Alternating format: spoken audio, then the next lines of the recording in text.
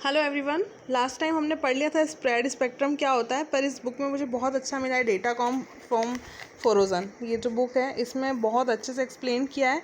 और अभी जो हम चैप्टर पढ़ रहे हैं वायरलेस लैन, उसमें एक बार और स्प्रेड स्पेक्ट्रम IEEE.11 में उसका यूज़ है, इसीलिए मैं आपको दोबारा से इसको एक बार रिवाइज करवा रही हूँ, तो इसको अच्छे से समझ लीजिए फिर से। Spread spectrum is design to be use in wireless application LANs and WANs. इसको इसीलिए डिज़ाइन किया गया है ताकि वायरलेस लैंस और वैन्स में यूज़ किया जा सके। इस एप्लीकेशन में हमारे कुछ कंसर्न थे बैंडविड्थ एफिशिएंसी को लेके, ठीक है। क्योंकि वायरलेस एप्लीकेशन में क्या होता है, जो मीडियम होता है वो क्या होता है, सिर्फ एयर होता है, एयर या वैक्यूम। हम चाहते हैं कि जो एयर के मीडियम से जो भी डेटा ट्रांसफ़र हो रहा है उसको कोई ईव्सड्रॉप ना करे, कोई भी मैलिशियस इंट्रूडर उसको जैम ना करे, ठीक है। यही हमारा मकसद है। जैसे कि मिलिट्री ऑपरेशंस में हम वायरलेस भेज रहे हैं, तो हम नहीं चाहते कि हमारे डेटा को कोई पढ़े या जाने कि उसमें क्या मैसेज है, उसको बोलते हैं ईव्सड्रॉपिंग, है ना। ईव्सड्रॉप ना करे और कोई जैम ना करे, मतलब कि उस पर ऐसा कोई ट्रैफिक ना डाल दे कि वो डेटा को पहुँचाना ही दिक्कत वाला काम हो जाए। तो ऐसा ना हो, यही हमारा प्राइमरी गोल है। इस गोल को अचीव करने के लिए हम क्या करते हैं, स्प्रेड स्पेक्ट्रम में रिडंडेंसी ऐड कर देते हैं, है ना। रिडंडेंसी मतलब रिपीटेशन ऑफ इन्फॉर्मेशन, कुछ भी गार्बेज चीज़ उसमें ऐड कर देते हैं, जिससे क्या होता है कि वो जो सिग्नल होता है वो काफ़ी बड़ा कर देते हैं, उसको स्प्रेड कर देते हैं। They spread the original spectrum needed for each station. जितनी की ज़रूरत होती है उससे कहीं बड़ा हम बेचते हैं।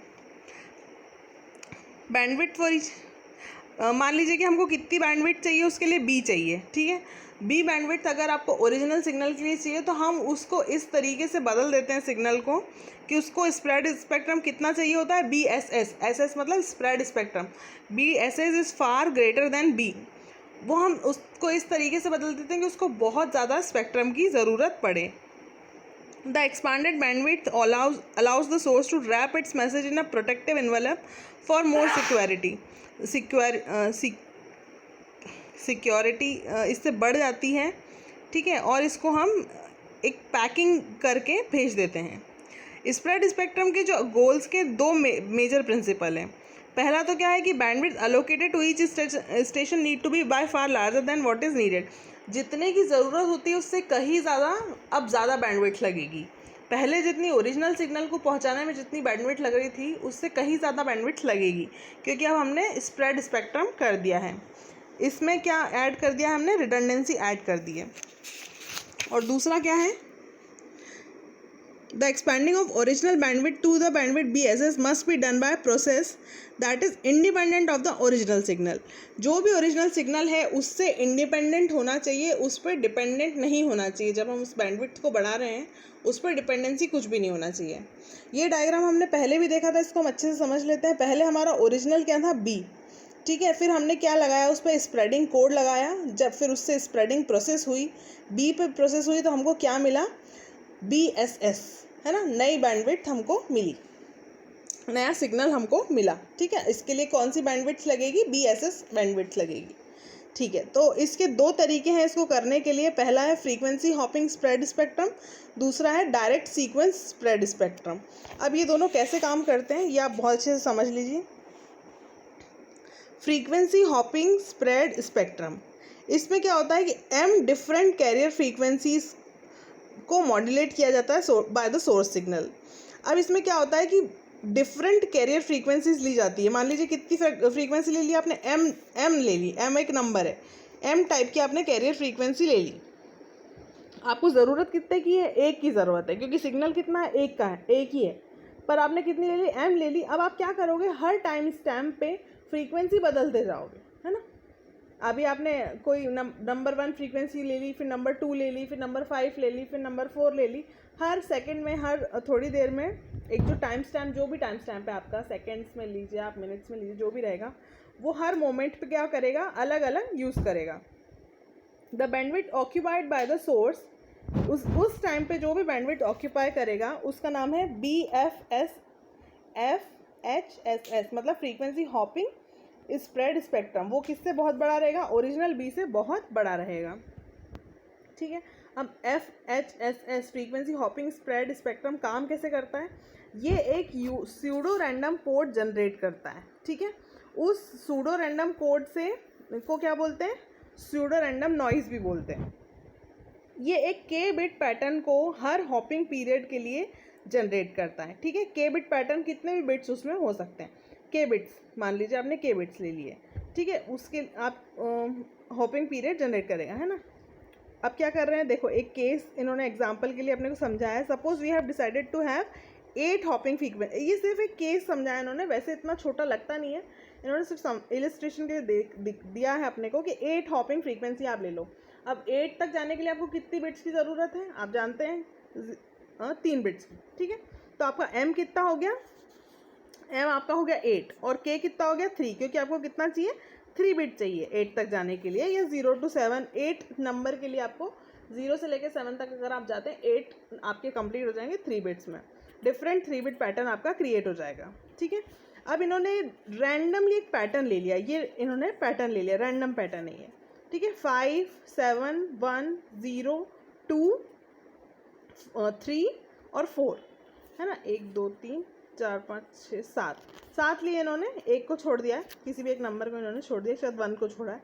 1 है इसमें, 1 2 3 4 5 6 नहीं है ना, 6 नहीं शायद 6 है, 7 0 से 1 किसको छोड़ा है देख लेते हैं हम उसमें। 0 0 0 0 1 1 0 0 1 6 को छोड़ दिया है ना, 6 नहीं, ठीक है। इन्होंने ये बिट्स ले लिए। अब इसमें क्या करा है? Note that the pattern is pseudo random. कुछ भी रैंडम पैटर्न है, it is repeated after 8 Hopkins. 8 Hopkins के बाद ही क्या होगा? रिपीट करेगा अपने आप को, ठीक है। 1 1 0 नहीं है ना इसमें। This means that at hopping period 1 the pattern is 1 0 1। First पे क्या है? 1 0 1 है, ठीक है।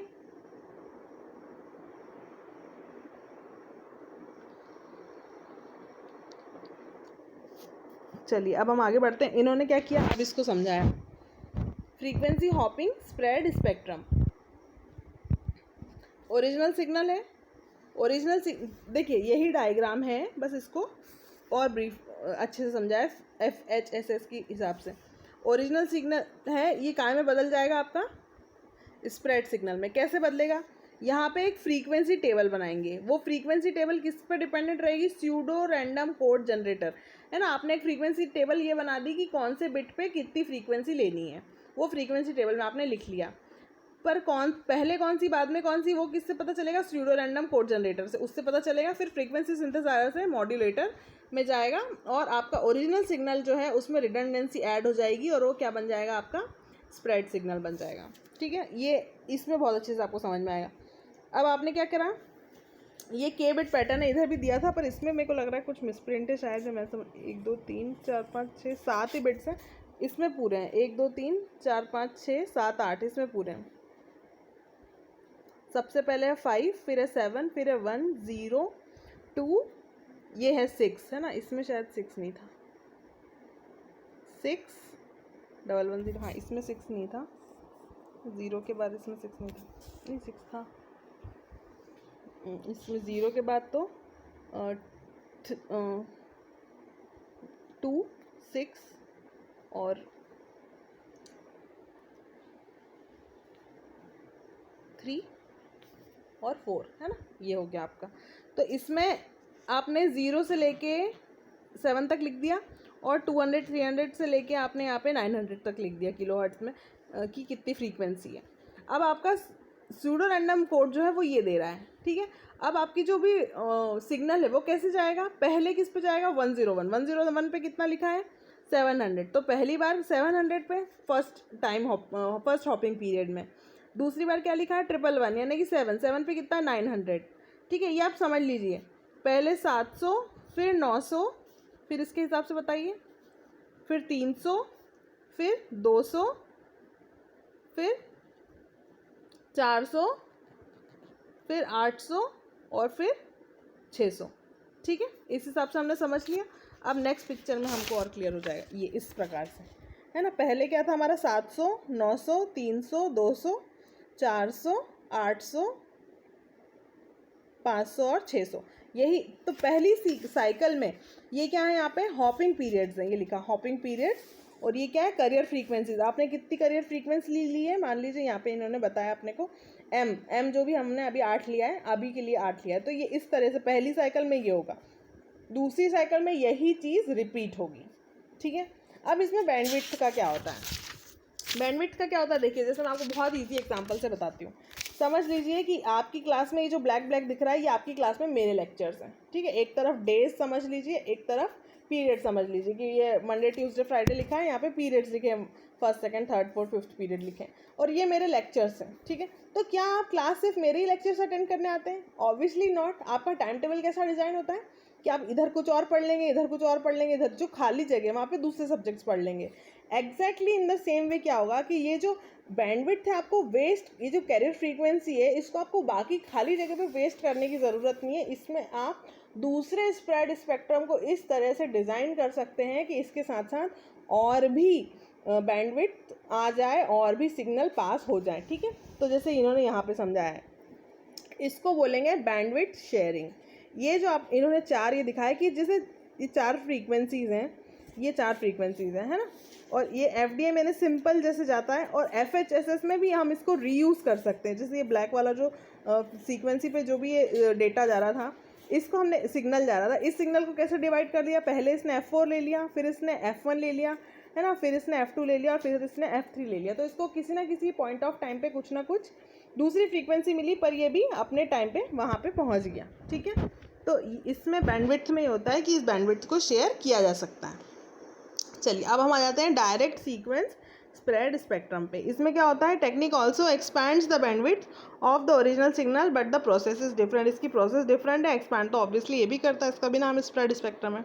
We replace each data bit with n bits using a separating spreading code, है ना। हम हर बिट को क्या करते हैं, n बिट से रिप्लेस कर देते हैं। मतलब अगर सिंगल आपकी 1 बिट है तो 1 बिट को आप ज़्यादा बिट्स से रिप्लेस कर दोगे, 0 को आप ज़्यादा बिट से रिप्लेस कर दोगे, ठीक है। ये इसका मेन काम होता है, ठीक है। उसको क्या बोलते हैं, assigned a code of n bits called chips. उसको क्या बोलते हैं इसमें, chips, where the chip rate is n times that of data bit.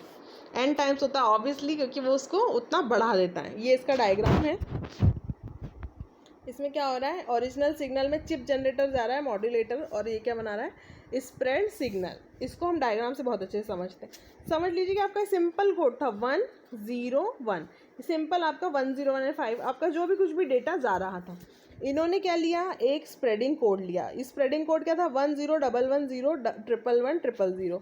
इसको आपने इस तरह से डिज़ाइन किया, इस पर ग्राफ प्लॉट किया, एक बार दोबारा रिपीट किया 0 के लिए, फिर दोबारा रिपीट किया 1 के लिए, ठीक है।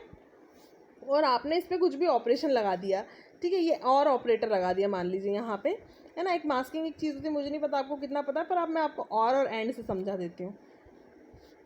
और लगा दिया तो 1 पे क्या रहेगा, ये जो है एज इट इज़ रहेगा, है ना, क्योंकि और लगा रहे हैं। तो 1 के साथ अब और लगा रहे हैं तो क्या हो जाएगा, 1 0 1 1 0 1 1 1 0 का क्या रहेगा, वही रहेगा 1 0 1 1 0 1 1 1 0। 0 पे क्या हो जाएगा, बिल्कुल रिवर्स हो जाएगा। तो यहाँ पे इसका 0 का बिल्कुल रिवर्स हो गया, और यहाँ पे 1 पे सेम एज इट इज़ रहा। तो ये आपका जो है स्प्रेड सिग्नल जनरेट हो गया। सिंपल ये 3 बिट्स का कोड था, पहले 1 0 1 का था, अभी कितने बिट्स का हो गया, 1 2 3 4 5 6 7 8 9 10 11, 11 इंटू 3 33 का हो गया अभी ये, है ना। और ये n बिट पैटर्न जो है कितने भी बिट्स का हो सकता है। तो ये है direct sequence spread spectrum. I hope आपको ये बहुत अच्छे से क्लियर हो गया होगा। और अब इसके बाद हमको जो वायरलेस लैन में पढ़ना है उसमें इसका यूज़ होगा, इसलिए मैंने आपको ये एक्सप्लेन किया। चलिए, तो अब नेक्स्ट लेक्चर में आप वो भी समझेंगे कि मैंने इसको आपको क्यों पढ़ाया दोबारा से। Thank you so much for watching.